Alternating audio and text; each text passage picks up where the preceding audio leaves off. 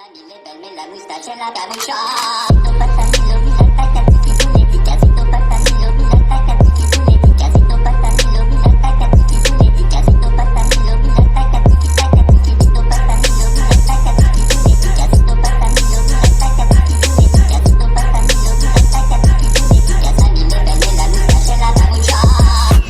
going to tell you both what I've been hearing.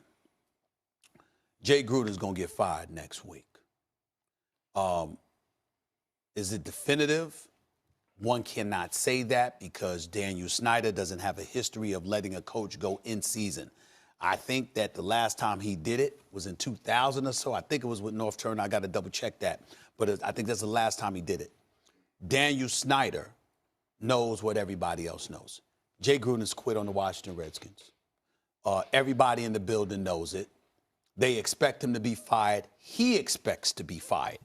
And it is a foregone conclusion as to when that will happen, as to whether or not that's going to happen. He is gone. The question is going to be when. I was told last night that because the Patriots are up next, you don't want a replacement, some interim dude, maybe Callahan there, coming in and taking over the team, you know, and then they got to go up against the Patriots.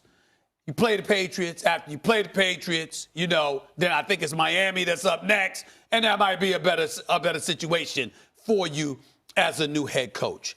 But Jay Gruden knows he's gone. Everybody knows he's gone. It's just a matter of time when Daniel Snyder was pulling the trigger.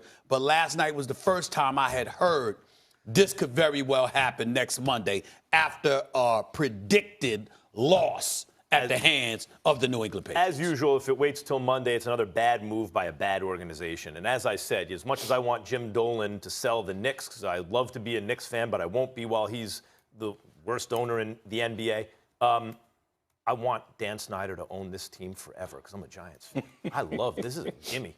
I mean, that would be monumentally stupid to wait till Monday to fire Jay Gruden. What you want to do is get at least an interim coach. No, take one of your coordinators, make him interim coach, because then you have an excuse to pull Haskins, right? You do not play Haskins against the Patriots. He wasn't ready to play the Giants. You think he's ready to play the Patriots? And think about, like, when you say he quit on the team, Stephen A., to me it looks like this. Either he's asking to be fired, which I doubt. He wants to. They did say there are people who believe he wants to get fired. Much more likely. Today you get to say, I told you so. Today, I don't want to.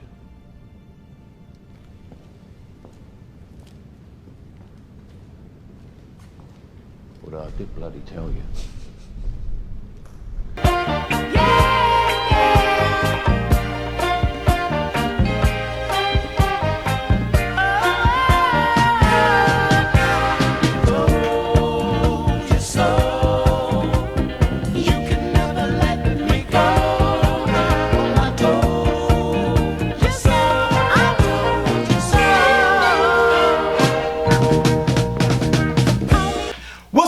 This is your man John Fortune, your host of the Frustrated Fan Sports Show. And today, again, I've been validated again for something I said some time ago, and for a lot of people sat up there and they disagreed with me and said that I was tripping, I was wrong, and things like that. It's been said. I just showed y'all a clip. ESPN Stephen A. Smith, First Take, sat up there and said that blatantly Jay Gruden is trying to get himself fired. I told y'all that. And everybody sat up there and thought I was crazy, thought I was wrong, thought I was the one who sat up there and I'm just saying stuff.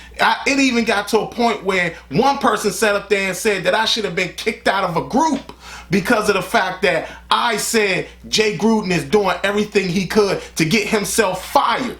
Then on top of that, I had even did a video about how this coaching staff was going to be the coaching staff that was going to hinder the talent we have on the team. And for y'all who didn't see that video, I put a link in the description below. So y'all can check that video out because I explained to y'all that this coaching staff was going to hinder the talent that we currently have on the team. But back to my original thing. I sat up there and told everybody. I saw in the preseason. I saw when I went down to training camp. I saw that Jay Gruden was sitting there doing everything in his power to get himself fired. And the fact that all y'all didn't want to believe me, or I ain't gonna say all of y'all, some of y'all didn't believe me, and y'all were talking about kicking me out of a group and things like that because I brought that up. Here you go. I'm now validated. Y'all need to start listening to me more. I tell y'all so many things, and so many times I've said things that all of a sudden it came true. I told y'all about Terry McLaurin. I told y'all how good this guy really was. I told y'all that Landon Collins, I wasn't on board with the Landon Collins signing.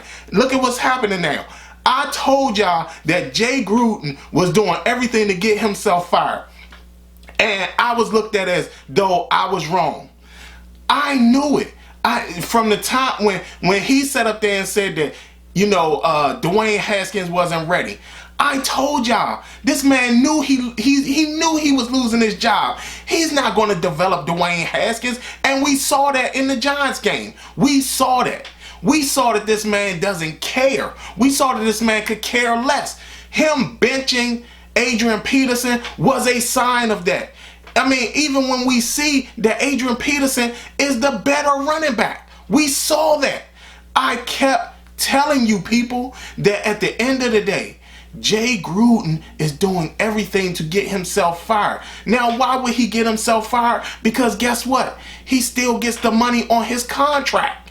If he gets fired, he still gets the money on his contract. And guess what? He only had 1 year left anyway.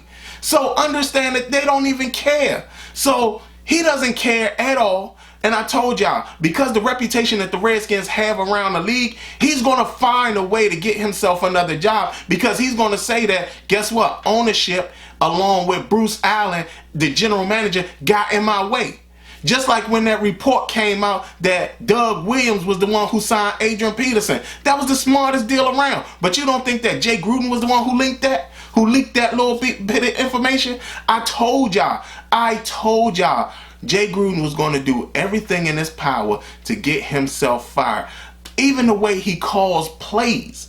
The whole situation with Kirk Cousins.